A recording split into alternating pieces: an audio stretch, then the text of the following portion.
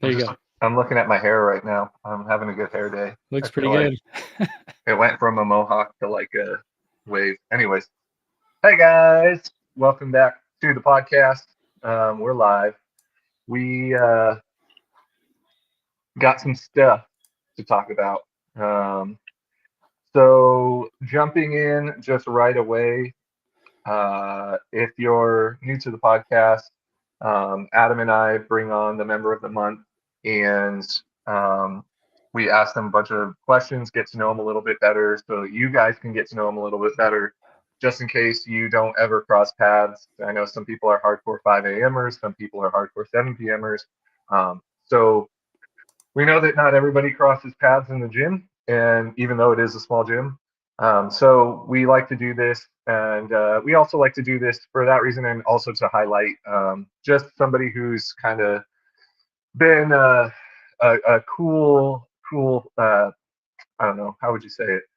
Just a fun addition to the gym. And I feel like this one's been overdue for a while. But before I announce who it is, even though his picture's been on the wall for a month and we're in April already, we're doing the member of the month for March. We just don't have we couldn't get a time for all of us to get together, so we're doing it now, and that's all that matters. But before I get into that, a couple announcements tomorrow. We have our Murph shirts going live on Bonfire. So, in case you don't know this, we do have a merch store, bonfire.com/DVCF. And our merch is up there. Our open shirts are up there still from a couple months ago. And then we just decided last minute to do Murph shirts this year. We've never done Murph shirts before, and I'm excited. We have two different styles that you can choose from. We have a one we call presidential that I actually have one here that I pre-ordered just to see how it would turn out. And I'm wondering if Alea's listening to this, if she can bring me. Oh, she's she's running by in the background with a thumbs up. Um, so I grabbed a couple pre-order and just to see what they turn out like. So presidential is our oh, Adam's gonna pull it up. He's good with stuff like that. Sorry, trying to. Yeah, there we go. It's not live yet, Not so live yet. Oh, won't be well, on that page. But it uh, might be under campaigns if you're logged in. I don't think you're logged in. I'm not. But But either way, I'll show you the presidential one right now. It looks like this. Um, Kind of funny because thank you, assistant. Um, it kind of uh, looks like a Trump 2020 shirt, 2025. But it has our name on the dog tags, and it has Lieutenant Michael Murphy on the dog tags, and then on the back, it's the workout, 1 mile run, 100 pull-ups. This is hard to read backwards. 200, yeah. So, anyways, and then we have another one that's called Battle Worn, and it's a little bit more like this. I don't know if you can see this shirt, but it has like the pieces missing, and so it's kind of a little more holes in it, whatever. Yeah, there we go. That's the Battle Worn one, which I think we'll probably get a lot more people getting that one just because it's yeah, and then that's the one I just held up. So yeah, looks great in person. It's awesome. I'll probably be wearing it around the gym. So encourage you to order those tomorrow. We start Murph Prep on April 21st, which is the day after Easter. I think that day we're probably just going to do morning classes, and that's when Murph Prep is going to start because that's 5 weeks out from Murph. The only reason why we're doing Murph shirts so early is because with Hot Shots last year, we did them kind of late, and a few people didn't get their Hot Shot shirts in time for the actual event. So we want to make sure everybody is ready for Murph, has the shirts they want to wear when we're all out there on that mile run. Um, and I think that's it. We're just doing general programming. It says GPP up on the whiteboard in the gym. General physical preparedness is what that stands for, in case you didn't know. So GPP programming, and if we haven't done a movement or I've skipped over something and you want to get better at something, this is a great time to bring it to my attention. So just let me know if there's something you want to do more of. I try to incorporate everything, even like the random one-off movements, like single arm overhead dumbbell squat and stuff like that. Turkish Um, get-ups. yeah, Turkish get-ups. I feel like we did those at one point for uh, it was like a partner workout like a couple months ago, but I would totally throw those back in. So yeah, so if you're listening to this or if you listen to this, let me know if there's something you want to see more of. I'm not asking you to tell me what you want to see less of, Anthony. I know what it is. All right. All right. Did I miss anything? Can you think of anything else, Adam? I'm not sure. I No, feel like that's that was a great intro, and I think is very comprehensive. So cool. Um, After Murph, or probably during Murph, we're gonna release our summer shirts too. They're gonna be bright colored, just like the the actual blue that on the of the color of the shirt is called Tahiti blue. So kind of cool. They'll be popping like bright colors, pink, orange, stuff like that. So we'll have that shirt later. Other than that, let's get to our member of the month. So we decided to go with Jan. If you haven't been in a class with him, cool guy. Here he is, Jan Hahn. Drum roll, round of Hello, applause. everybody. Hey, um, dude. So honestly, I wanted to pick you like 2 months ago. I brought it to Alay's attention, and there was like a couple other people that we had, and I always have like people in a queue of like, I want to do this person, I want to do this person, and um, it was literally we had somebody picked for one of the like maybe it was February, and that was when you had your bicep injury, and I was like, dude, we have to have Jan for March. Like he's still coming in consistently and great addition to the gym. And I've told you this before, but I was like, when Jan first came in, I was like, I don't know how long this guy's going to stick around. I don't know if he's going to like us or not. And yeah, and he's been around for a minute. So yeah, that's kind of the synopsis and intro of why we went with you, Jan. So thank you for being our March member of the month. No, I appreciate that. But actually, April would have been a good month because it's my birthday month. oh well, it worked out. You can have both. Yeah. Yeah. So I can take both. Yeah, down for that. No, I appreciate that. Cool. No, I mean, I think everybody, I come to the gym, I try to get there, 4 times a week, as best I can, and everybody so far has been, you guys are absolutely cool. Everybody's cool. Programming is great. I love it. Anybody who knows me knows I hate running, knows I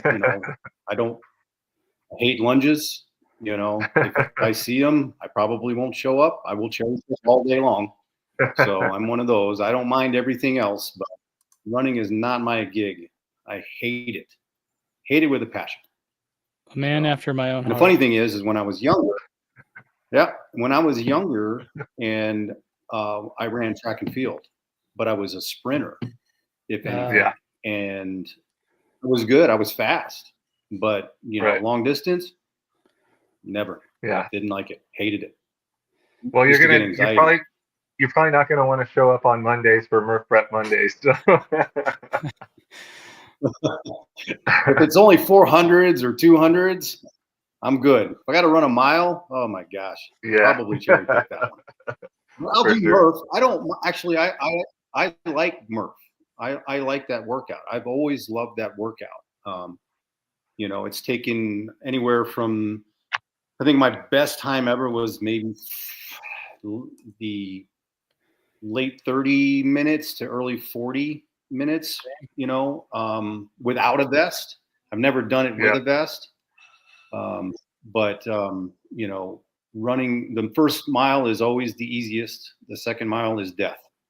Always. Yeah, absolutely. So, but the inside stuff, I love the inside stuff. I'll do that all day long. For sure. So, yeah. Right on. So But I know it's Jan, coming.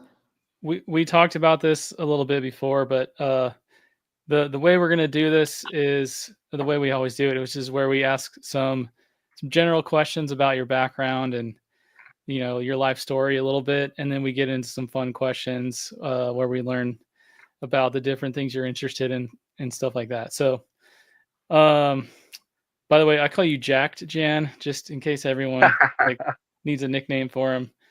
Because I mean, even in the video here, you can see his traps. Like, there's just a lot of muscle on this man. So, anyway, all right. So Jan, tell us about like where you grew up, if you have siblings, what your family was like growing up, where you went to school, what you studied, that kind of thing.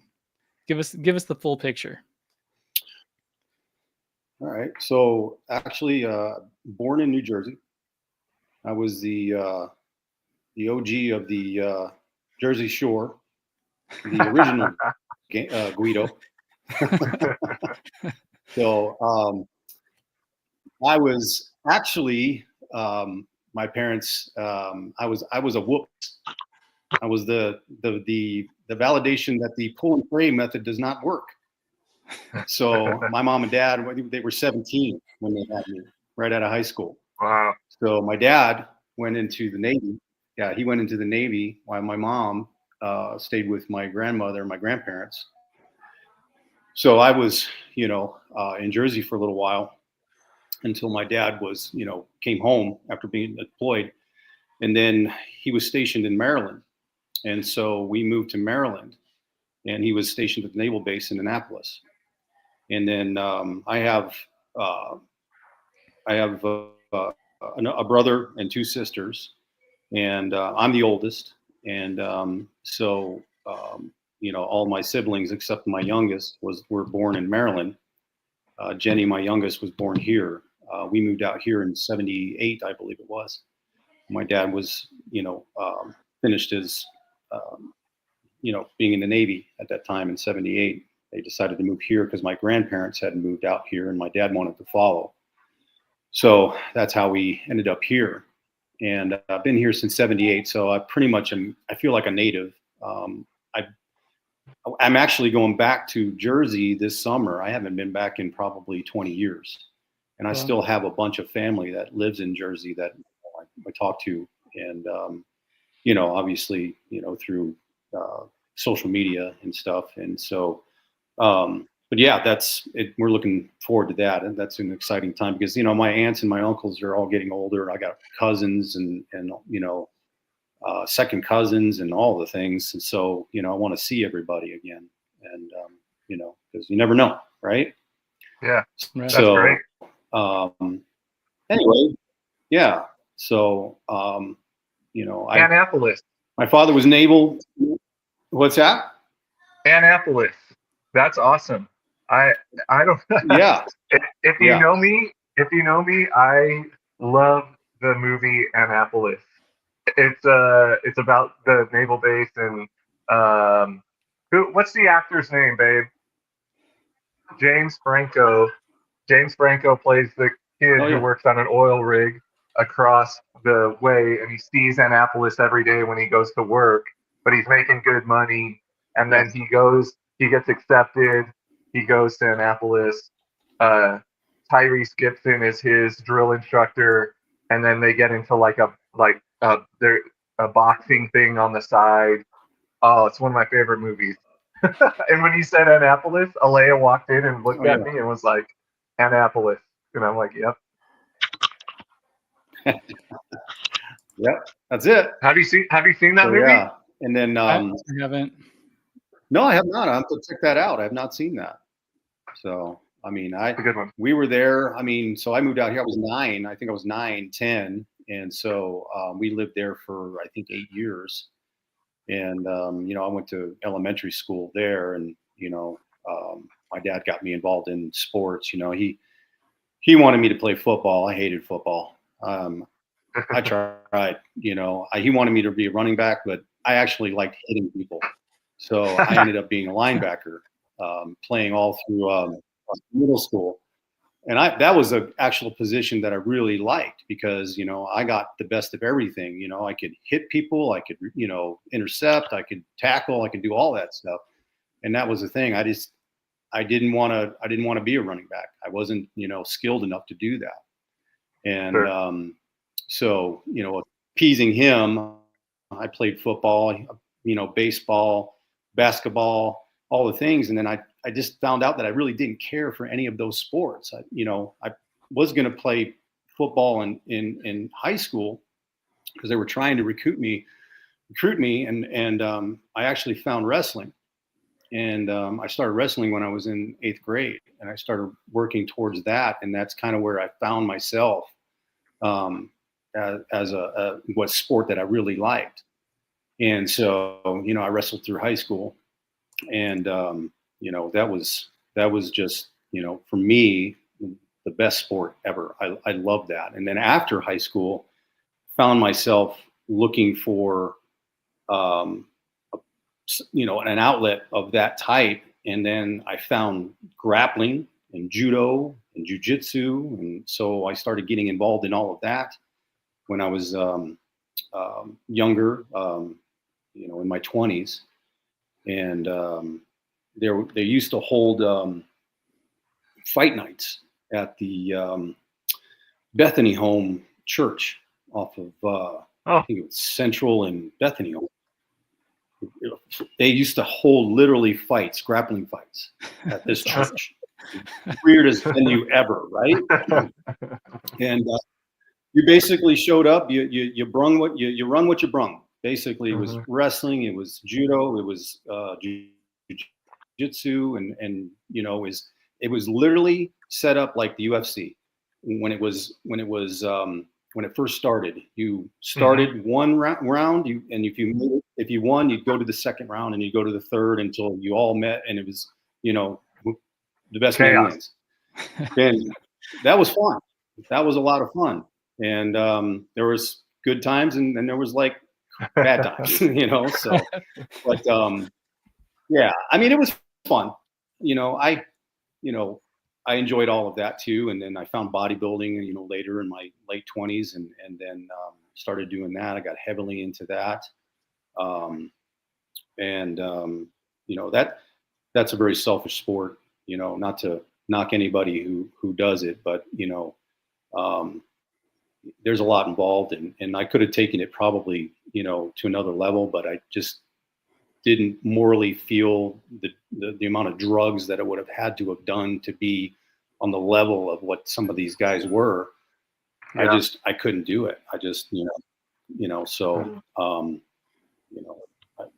I bowed out of that whole thing. It was a very, crazy time, but that was fun too. I enjoyed that. So my background, is a little bit of bodybuilding as well. And I think it shows. Found CrossFit. What? Oh, I said it shows. Yeah, thanks. Yeah, I used to be like 250 pounds. Dang. So, yeah, I've been on stage at just over 2, and I was a small heavyweight, and that's why I never was able to take it to the next level because of the amount of I was good, but I didn't want to do all that. I couldn't, morally, I just couldn't wrap my head around doing all of that just to win a trophy. For sure. So, for sure. Yeah. But what got you into CrossFit? And then, so I kind of bowed out of the whole, bodybuilding thing, and I got kind of like a bad taste in my mouth with big box gyms and the whole selfish, how everything just changed, and people and all this stuff. So I kind of just walked away from it. And there was a period of time where I got out of shape, and I just felt bad, felt really terrible. And I was like, man, I've never been this out of shape in my life. And so I was like, I got to do something. And then I want to say I saw CrossFit on TV. And I was watching, and it just came across, and I was like, what the hell is that? And I started getting really in tune with it, yeah, I started really watching, and I'm like, who's this Rich Froning guy? All of these people, and I'm like, all these girls and all these, dudes are just jacked. They're in great shape, and they're, doing all these things. And I'm like, I got to find this. I got to find out where to go, what to do. And I ended up, finding a CrossFit gym over off of Olive and between Olive and Northern on 91st. It was CrossFit West Valley. Mm. And I just walked in there one day, and I just, stood there and just watched. And then the owner of the gym at the time walked up and said, can I help you? And I said, yeah. It's like, I want to do this. And he's like, great. He's like, we'll put you, he's like, he gave me the whole spiel and everything, and we'll put you through foundations. We'll do this, we'll do that, and all the other things. And I'm like, great. When can I come in and do this? He's like, well, come in tomorrow. And I said, I'll be here. And the rest is history. That was 11 years ago. Right. So, and yeah, and I started late, obviously, my 40s, and I really wish I would have had this when I was in my 20s. I really do, because I feel like I would have just crushed this. I mean, Yeah. I'm in my 50s and I'm just dying. You're literally, everything is just falling. Well, Logan, my biceps falling apart. No, you're still crushing it. Yeah, Jan's got like still in the top scores. Like, he's like, don't believe what he's saying if you're listening. I'm like, I come in the gym, I'm like, okay, what's gonna break today? I feel like I'm on this podcast right now, and I'm with Jan and I'm with Adam, and I am the guy that wants to flex the least. Like, I want to flex my biceps the least on camera right now. I don't think I've ever been on a podcast where I've been like the smallest guy on the podcast. No, dude. So you said a lot of things that like I resonate with, because I think I speak for Logan too here, where I think Rich Froning was a very inspirational character for all of us. And but also the athletes, like just the physical presence they have. And I've met a lot of them because I did photography for several years, and doing headshots for the CrossFit Games, things like that, and just seeing them in person and like the size of their legs and their arms and their shoulders, like it's just the whole thing. It's unique. It's very rare to see a person that looks like that, even on TV, but then you see them in reality and you're like, oh my gosh, these people, like, it's insane. So it's inspiring. And every time I would go to those events, I would leave inspired, and ultimately I'd probably hurt myself because I'd go home and just start working out like 3 times a day, and then a week later I'm like totally broken. But yeah, it's very inspiring. But okay, we covered a lot, and I don't think we covered everything though. So Jan, what I wanted to ask was, tell us about like your current situation, your family, and your job, whatever you're willing to share. But yeah, tell us about like your current life. Yeah, I mean, well, going back again, I was married young. I have 3 boys. My youngest is actually 33. No, he just turned 31, and Jordan is 34, and Josh is 36. So I had these boys when I was young. Josh came along, when I was just out of high school, and I got married really young, and we did the best we could with what we had, and thank God we had family, that we had around us. My mom and my dad, her mom and her dad, and they helped us a lot. And I went to work. I was going to go to college, and obviously that didn't work out for me so much. So my dad had started a business, and it was actually furniture and cabinetry. And I didn't want to work for him. I wanted to do my own thing, but at the time it made the most sense. And so I just bit the bullet and said, okay, I'm going to go to work. And I went to work for him, and at night I would, I tried to go to college. I went to, Scottsdale Community College for a little while, Mm-hmm. and ended up falling asleep in class and most of the time throughout the, semesters. And so I was like, you know what, this isn't working. I'm just like, you know what, I think my father, I'm just going to put all my faith in what he's doing, and, I'm going to help him build this thing. And so I went to work for him, and I just buried my head into it, and helped him build something, that evolved through the years. We no longer do cabinetry and furniture. It actually evolved into some countertop work. So long story short, there was a period of time in the early 90s where the acrylics came along, where there was Corian, Avonite, Fountainhead, all these products that were for countertop surfaces. And my dad got involved in that along with the cabinetry. And basically because my dad was a slave driver. I mean, he he didn't believe in sleep. He just didn't. And I would work 8 hours, 10 hours a day, go home, eat, come back and work another 6 hours at night because he wanted to start another business.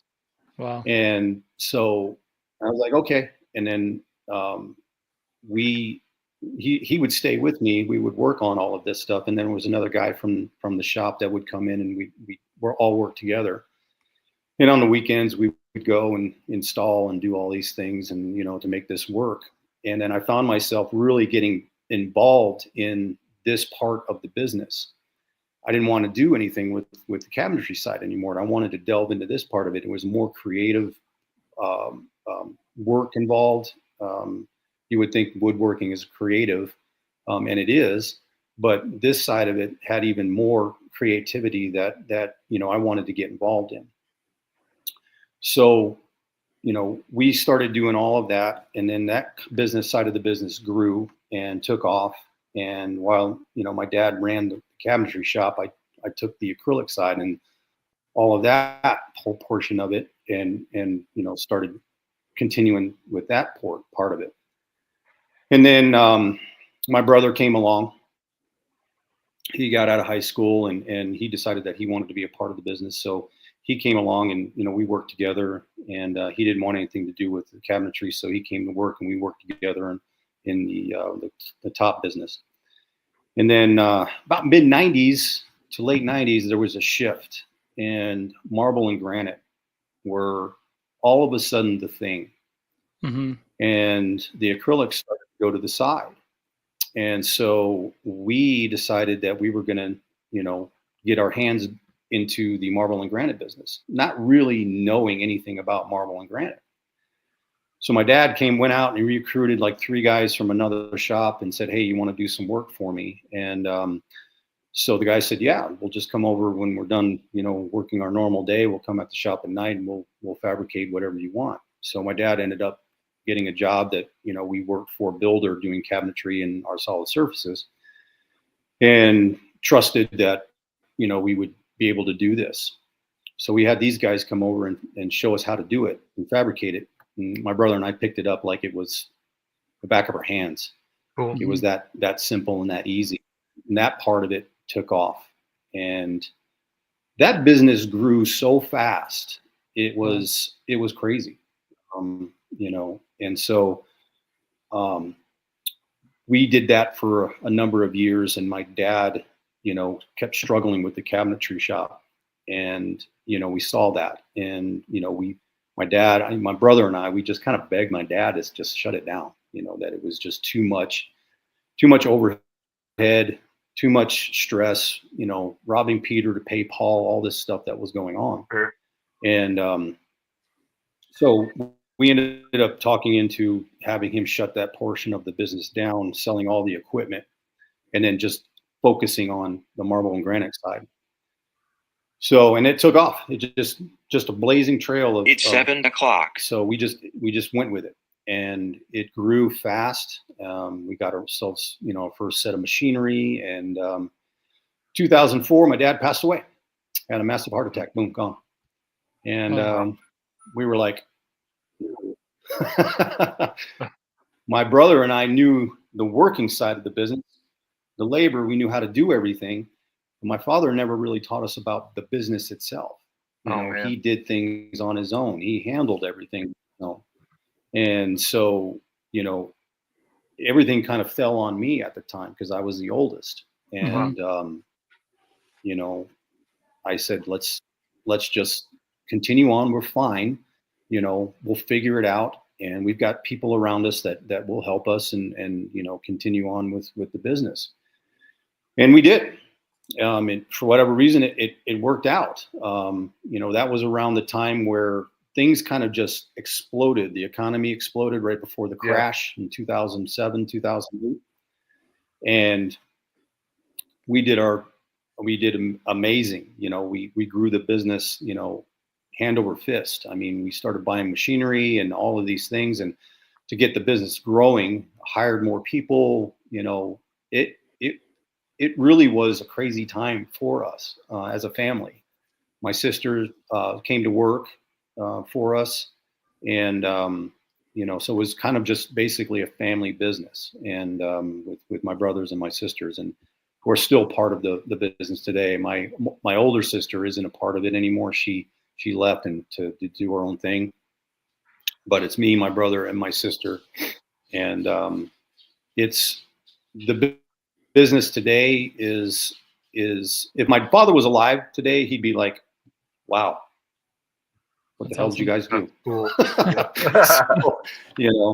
Yeah. So it's been a really good business. It's been profitable, which is a blessing, of course. And I see it continuing. We've built such a following, and we work for a number of builders, designers, architects, homeowners. We do a lot of commercial work. We have a lot of mill companies that are behind us. So it's grown quite a bit. So I'm pretty proud of it. And that's awesome. So, but yeah, I actually have two of my boys that work for the business, and then my brother has three of his boys, all three of his boys working for the business. And that's great. So we got a next generation coming up. Yeah. Cool. So love that. We can just keep them focused, So, but that's family a bit business. Of my background there. 3 generations. Love that.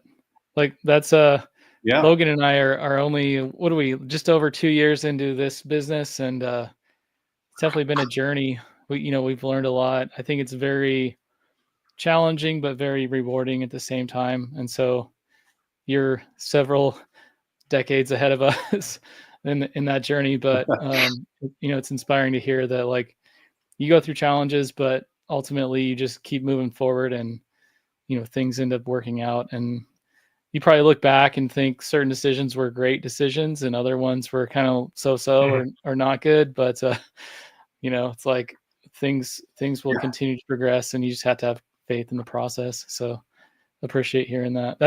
I love that it's like something your dad started that then his sons carried and daughters carried on.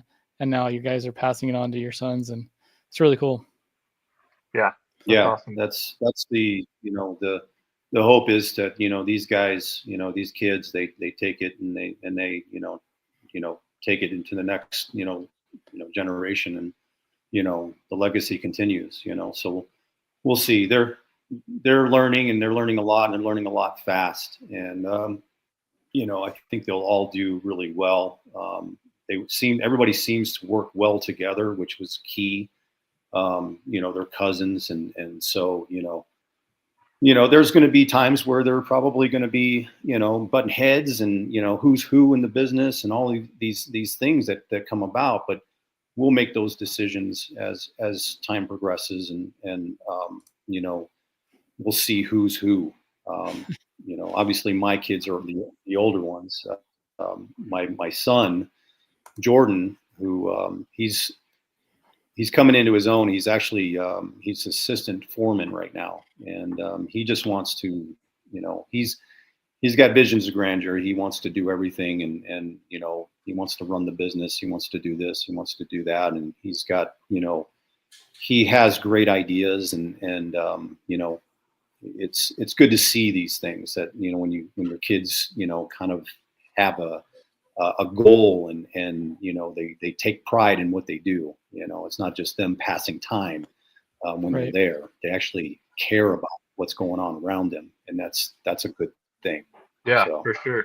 It's it kind of is like how you were with your dad in being like, hey, let's go away from this cabinetry stuff. There's something that's better on the horizon, and I feel like even now that with the technology that's out there, and if you use it the correct way, they could take that to the next level, kind of like you guys did with your dad. So that's super cool. Well, I mean, when we were working and laboring, we didn't have the technology that they have today. Right. And, all of these kids are they're gamers.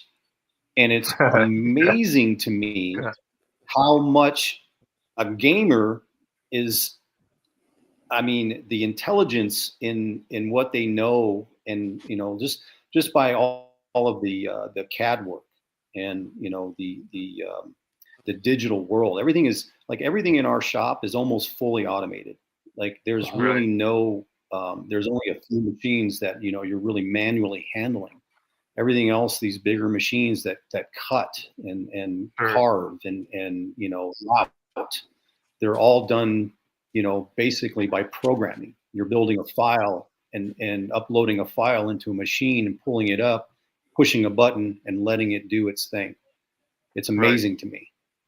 Yeah, that's awesome. I always laugh.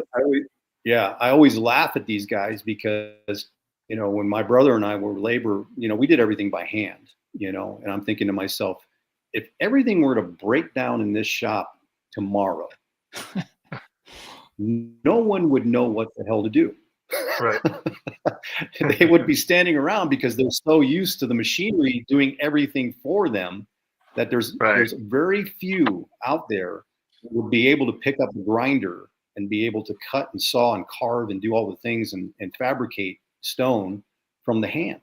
It's, it's kind of a funny thing when you think about it, but yeah, for sure. It's pretty cool. That's awesome. I want to know, how did you, so your wife's name is Kim, correct? Yeah. So I actually met Kim. I was working out at a gym called Fitness One back in early 2000s, 2000, 2001. I think, I was there and we were working out, and I met her there, and I was still married at the time. And, we just started talking. It was nothing, we just crossed paths and that was it. We kind of had a circle of friends. And so later on in down the road, back in 2000, when did I get divorced? I think it was 2009, 2010. For whatever reason, I don't remember if she contacted me or I contacted her or whatever, but we ended up meeting up, and we talked, and a lot. And I think we met at a restaurant to have some dinner, and I think we closed the place down. I mean, it was just like we just talked and talked and talked. And so anyway, we just kind of developed a relationship from that point. And we just ended up getting together, and I was with her for 5 years before I actually got married to her. Going through divorce and debt and things that I had to take care of and get through, and I didn't want to bring that into our relationship or another marriage before I was I had a clean slate. So I always told her I had the 5-year plan. So she waited it out, and so we're married today, and it's been awesome. We've been married 7 years. So wow, nice. Yeah, that's great. Yeah, and we don't have any kids together. We just we have a dog. So my kids are enough. Actually, and I forgot to mention this, and my son would probably kill me if I didn't, but I actually have 2 granddaughters. So, Oh, nice. yeah, so I'm a grandpa too, which ages me even more. That's awesome. So good. Yeah. And she does CrossFit also. She does. Yeah, she's very active. She's very she's an athlete. She was actually a physique athlete. She actually went to the USA's. She qualified, I think, a couple times. Went to Vegas, Wow. USA. She has a background. She is a teacher. She coaches PE. So she's always been in the health and fitness industry, and so she works out. And she found CrossFit through me, and she. The weird thing is that she actually had her hip replaced back in 2013. She has a degenerative hip. It was arthritic and really bad, and so she had to get surgery and have her hip replaced. And so that's been kind of a battle for her because it kind of hinders her a little bit. It's giving her a little bit of trouble in some sense, and she's been through doctors, and doctors don't know what the thing is. She has her mobility in her hip is just not all there, and it's Sure. she loves to run. She absolutely loves to run, and when she runs, she gets pain in her hip. So she deals with it, but she just absolutely loves it, and so. I always tell her, I said, row or bike or something. Don't run because you're going to be hurting the next day if you do. So anyway, but yeah, Yeah. that's her background. Yeah. Yeah. That's awesome. So she's always been an athlete. She married the right guy because she can run for you. Yeah. Yeah. All right, cool. Should we Adam, do you have any other questions? No. Yeah, it's a good time to transition to the fun stuff. We're at about 42 minutes. We're going to try to keep it to an hour. So Logan, take it away with the fun questions. Sure. It's hard because I always think this is not going to go for an hour, and then it every time absolutely goes for the full hour or more. So whenever we say we'll try to keep it under an hour, people are like, under an hour? And this is what happens. So Yep. all right, we'll start out with just some random questions, and then we'll go into like a kind of a rapid fire type thing at the end if we're getting close to the hour. So we'll start out. Where is somewhere you want to go that you've never been before? Anywhere in Europe, Spain, Okay. Italy, France, all of those countries. And if I can do it within a couple of weeks of traveling, which I know you can get on a train in 30 minutes, you're in a different country. Yep. So that's a huge thing. I'd really like to Ireland, Scotland, all of those Northern European countries. I really would love to go to. There's that part of the world is just so interesting to me. The way that they live and everything that goes on over there is just so interesting. Sure. And so gotta do that bucket list. Yeah, for sure. A ton of history there too. Yep. Yeah, absolutely. All right. Do you like Jurassic Park the movie? Yeah. Saw it in the theaters with my kids. All right, cool. Well, go on. Man, some of these are rough. What is something that really grinds your gears or makes you upset? Wait, say again. What's something that really grinds your gears or makes you upset?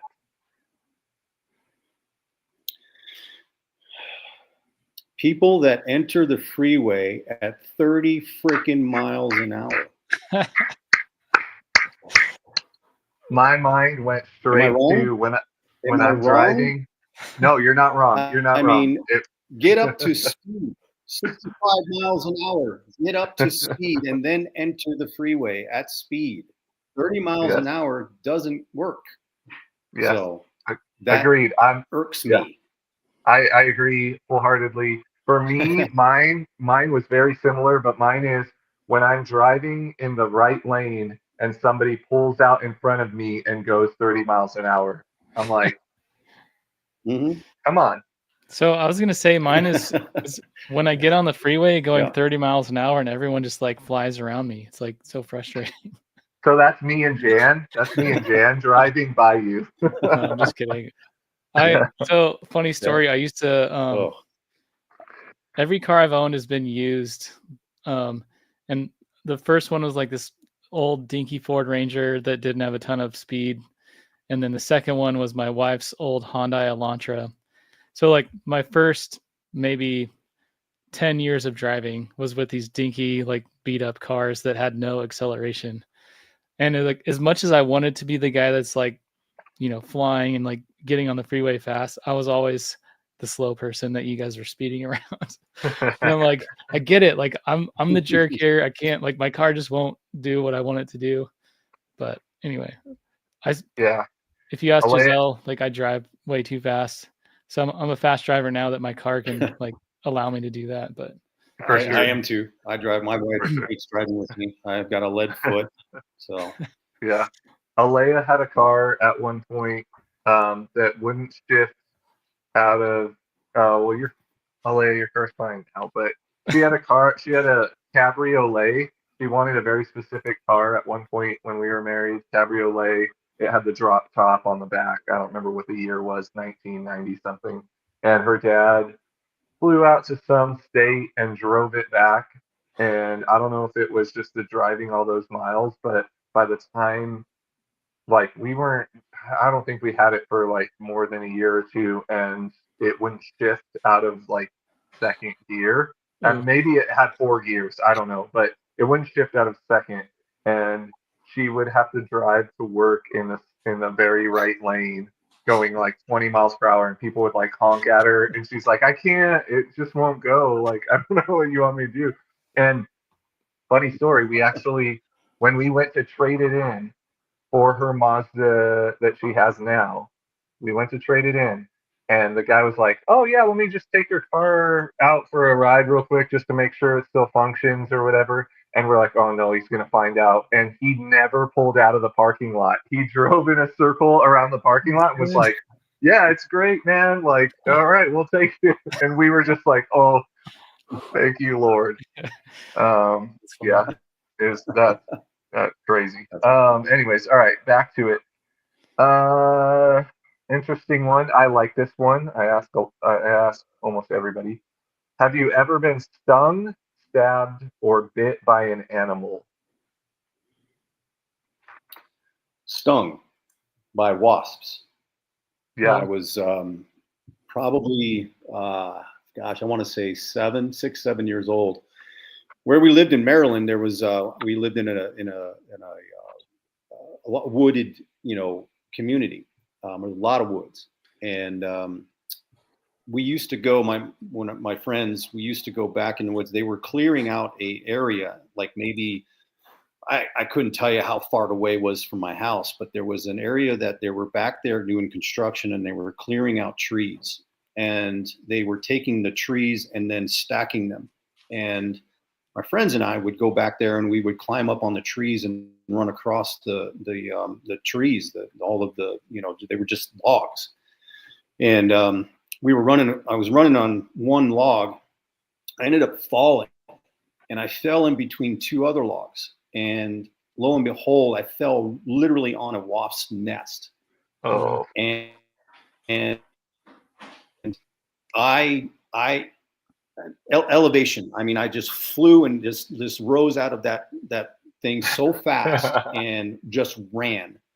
And these things chased me. I swear they chased me all the way home, and they Wow. nailed me. I got like 5 stings, and I thought I was going to have to go to the hospital because they were just really bad. I was just really swollen up, and my mom was giving me, I don't know, some kind of medication at the time, and cold compresses and everything on the thing. She was literally pulling the stingers out of my back. Wow. You know, that's how bad they got me. And so I never fevered or never did anything weird or anything. I felt a little lightheaded or whatever. She never took me to the hospital. I didn't think I had to go. So that never happened. I think she gave me some like Benadryl or something along the lines of that, whatever it was back then. And then, you know, I was fine, but that was a horrible experience. It felt like bullets hitting you. Sure. It was, I can remember it today, and I was like 6 or 7, and I can just remember them hitting me, and it was like, holy crap, that was bad. It was really bad. That sounds terrible. And they were like, I don't even know what they were. They looked like these black, like, I don't know what they were, man, but they were like almost like they were big as birds. I mean, they were just like nasty, and they were pissed off. So, but yeah. Lene recently, or not recently, but like a year ago, I was outside washing my truck, and maybe this was a few years ago, or washing my car. Anyway, she was helping me, and she started screaming, and I turned and looked at her, and she lifted her arm, and she had a giant black wasp under her arm, and I was like, "Don't move." And of course, the first thing a child does is she starts swatting it and trying to get rid of it, and it stings her. And I run over and I grab her arm, and I'm like sucking on the spot where it's stung. I pull the stinger out and I start sucking on it to get, you know, in case anything went in there. And I think I did more damage from giving her a giant hickey on her arm. But yeah, those things they're nasty. They are nasty. They're mean. For sure. All right. Let's go with what is something that is not illegal, but it feels illegal while you're doing it? Something that is not illegal, but feels like it's illegal. I'll tell you mine. Mine is, I just found out that you can make a U-turn while cross traffic is going on, as long as you don't go out into the intersection. Did you guys know this? I didn't know that. I've seen people do it, and I was like, wait, you can go through stop. So if you're waiting at a light and you are in the left turn lanes to make a left turn, but you just want to make a U-turn, and cross traffic is going by, and that's why the curb ends so far back, is because you're allowed to U-turn while cross traffic is going on, as long as you don't go out into the intersection. Gotcha. Yeah. So that I was going to say, well, I know it's illegal. Yeah, I always do this. I always, well, actually, it is illegal. I'm thinking to myself, I'm going the opposite, because I always, when I make a left turn, I always, instead of going into the very first lane, the next lane, I always cross over to the far lane, and I know that's illegal. I do that. What would I have that isn't illegal, but it feels like illegal? I'll speak I know for that Anthony, I drive in the HOV should be illegal. Burpees. Sorry. Burpees should be illegal? Yeah. You know what? I agree with that. I agree with that 100%. Yeah. I know it's illegal, but I drive in the HOV lane every day. I don't care. I got to get to where I'm going. I love that. Oh, that's amazing. Especially because if you don't know, Jan drives a giant diesel lifted truck. No, that's great. I don't care. That's funny. I feel like another one for me would be it's not illegal, but it feels illegal. Like if we do like Murph at the gym, or we do, I don't know, we don't do hot shots there. We do Chad at the gym. We do a hero workout, and then we like have mimosas after, or like have a beer after while we're at the gym, I feel like, oh man, we're drinking in public. But then I'm like, no, this is our business. Like we're allowed to do that. That's always been like, that's always felt illegal to me. Like we shouldn't be doing this right now.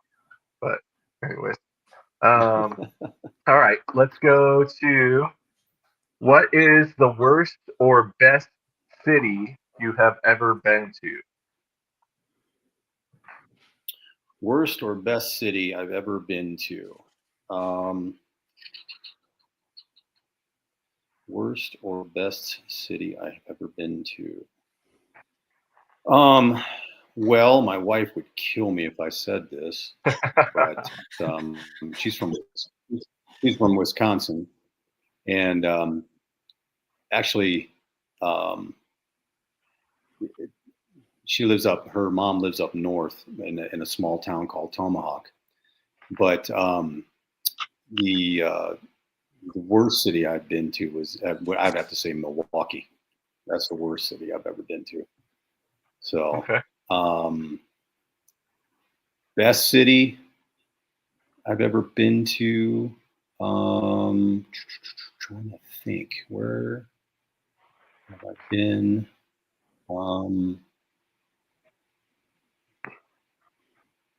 Gosh, I've even traveled. I mean, cross country. You know what a really cool city is? I guess Colorado Springs. Ever been to Colorado Springs area? I've been through there, but we didn't stop there. Yeah, Denver is a crap hole, but Colorado Springs is beautiful. Very mountainous and green and just really pretty. So that's cool. Really nice. For us, yeah. For me at least, I mean, all the places in Alaska are great, but a really clean downtown city that we've been to was Louisville, Kentucky. The downtown area is so clean. They actually have they have some sort of ordinance where transient people are not allowed to set up shop downtown. So anytime there's like a tent or something being put up, the police were like right there on hand, ready to like go tell them, hey, you can't set that up here. And so that in and of itself is, we're walking around a downtown area, and most downtown areas are known for like how dirty they are or whatever. And Louisville, Kentucky was just like very clean overall, and we walked around a ton there. But yeah, we really loved that spot. It was cool. Yeah, we did a like a 4,000 or 5,000 mile road trip in 2023, and it was like 10 of the western United States. And I remember going through Boise, Idaho, and thinking how clean that downtown area was, like very similar to what you described, where you go through LA or you go through New York or Chicago, wherever, and there's a lot of just like things you would expect in a major metropolitan downtown area, which aren't always pleasant. But right. Going through Boise, like you didn't see any of that really. It was crazy. So yeah, that's cool. Another cool city would be I've been to is Nashville. Nashville is really cool. That is a fun place to go. I want to go. With the music and everything on there. Yeah, the music capital of the world. Yeah. I want to check that out. Yeah, it is by far a very fun trip to do. So good town. Cool. Good place. All right. Who would win in an arm wrestling match, you or Adam? Well, it depends on which arm. Yeah, my left arm's pretty bad. But Adam, which one did Jan injure? Left. Well, I don't know. Left. Oh.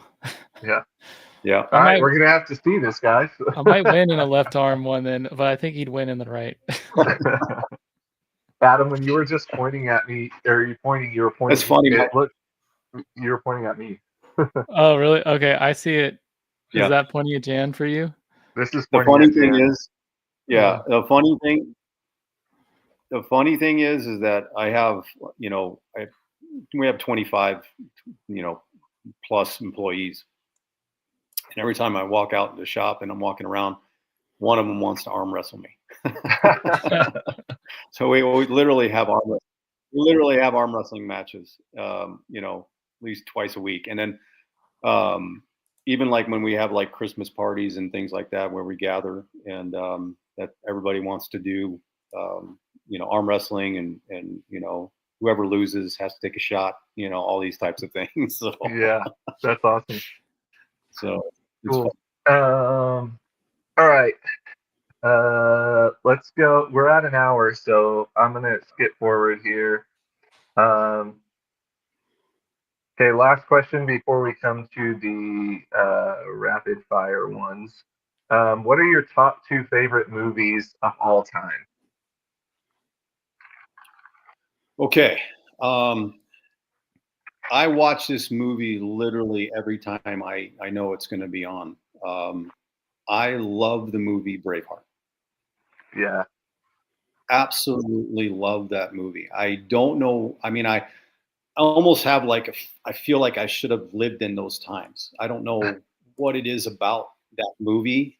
If it's just, it's just, I love that movie. And maybe I should have been a Scot or should have been an Irishman or what it would be, but I just love those type. Like another one is Gladiator. I love that movie with Russell Crowe. That movie I literally watch every time it comes on the TV. I will watch that movie. So yeah, I like old, medieval movies, westerns, those types of movies with that era in time and all that. I have a a love for that type of stuff. I always thought, man, even though it would be a tough time to live, I just thought, man, it would be a cool time to live as well. Just neat, really cool. Oh, for sure. I agree. Yeah, that's cool. Adam, do you have a top 2? I think Tombstone is one of them, and it's funny because I went to Tombstone thinking it'd be awesome, and it wasn't. But I still love the movie. I learned that this week Val Kilmer passed away, so rest in peace to him. Yeah, very absolutely. famous role that he played in that movie, Doc Holliday. Let me think. I can't think of a second. I'm sure there is one, but maybe what's the Nicolas Cage movies about National Treasure, like those ones. Oh yeah. It's not like a favorite, but it's becoming like a family thing where we watch it on like 4th of July, I think, or I forget which holiday, but anyway, it's a fun one for us. So For sure. I love history, so I think that may be the common thread there in those movies. Like obviously Arizona, like the Wild West, the history of the state is pretty interesting with like the mining. And now that I work for APS, I think there's I'm learning a lot about the history of the company and kind of like the ties that were there because we started in 1886, which I think was only a year or two after the famous shooting at the OK Corral. Anyway, but yeah, and then the National Treasure ones like national history and like the Constitution and Declaration of Independence and stuff like that. So I find it all interesting. I think it's fun to and I think that's why I like these podcasts, because we're learning about everyone's kind of personal history and what brought us all to the same community at the same time. So anyway, just becoming a history nerd, I guess, is what I'm realizing. That's cool. All right. Moving on. we'll go to the this or that one.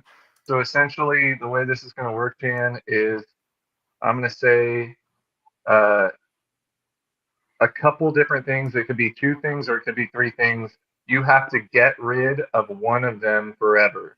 So, you know, it could be socks or underwear or whatever, and you have to get rid of one forever. So, and you don't have a lot of time to think about it because I'm just going to go fast. So, get rid of one forever. So I have to say that again. I have to get rid of something. What was that? Yes, you have to get rid of one of these 2 or 3 items. So I may give you 2 options. I may give you 3 options, but one of them has to go for the rest of your life. Okay. All right. Here we go. First one up is French fries or tater tots. French fries. Oh, wow. All right. Sushi, Mexican food, or barbecue? Sushi. Oh, wow. All That's right. right. Running, double unders, or thrusters? Already know this one. That's easy, guys. Running can kiss my ass. All right. Although thrusters, I could get rid of those and be fine. I love thrusters, man. I could do thrusters all day. All right. We got Tom Hanks, Robin Williams, or Tim Allen. Tom Hanks, Robin Williams, and who? Tim Allen. Tim Allen. He's from Home Gosh. Improvement. Yeah, I'm gonna say Robin Williams. I would say for me, Tom Hanks. Okay. Beef, chicken, or steak? Steak. No. Chicken. Chicken. I'm a big meat Okay. guy. Beef All and right. steak are kind of the same, Are they? technically. Kind of the same, Maybe, but maybe I'm the wrong guy to be technically. asking that could be question. around. All right. Your sight, your smell, or your hearing? Sight, smell, or hearing. Well, I probably would have to say smell. Yeah, I Still agree. be able to see and hear. Yeah. I agree. All right. Ketchup, mustard, or mayonnaise? Mustard. Mustard. All right. Um, John Cena or Dwayne The Rock Johnson? John Cena. Yeah, I agree. Oh man, it's funny. All right, last one. You have to get rid of one forever. Your truck or your boat? Ooh. I'm gonna have to say truck. Oh I'll borrow wow. something or I'll rent something. Yeah. There you go. All right. That concludes the questionnaire. That's awesome. That's awesome. That's Appreciate great. it. Yeah. That was fun. Yep, I agree, Jan. This has been fun. It's been fun to get to know more about you and what makes you who you are.